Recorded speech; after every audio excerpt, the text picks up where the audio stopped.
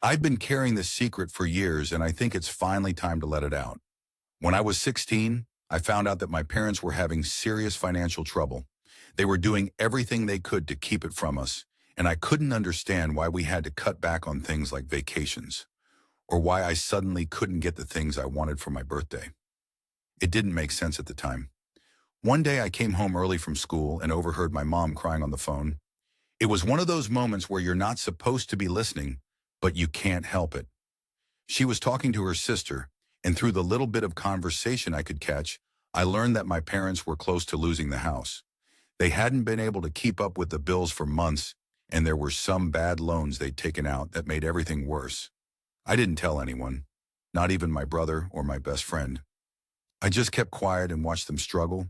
I watched my mom try to keep everything together while hiding the pain, and my dad, who had always been this strong figure in my life, looked completely defeated.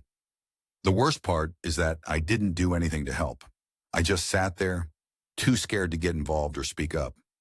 I didn't want to make it worse. Looking back now, I realize I should have said something, done something. I should have reached out, even if it was just to comfort them or talk about it. But I didn't, and it still haunts me. I pretended like everything was fine, like we were still that perfect family, and all I did was watch them silently suffer. Years later, things got better. We didn't lose the house, and my parents managed to get things back on track. But I still regret not stepping in, not offering my support when they needed it most. I guess I just didn't know how to handle the truth back then. Now, all these years later, I feel like I've finally got to get this off my chest. I don't know why I'm sharing this here, but I think it's the first step toward forgiving myself for not being the person they needed me to be.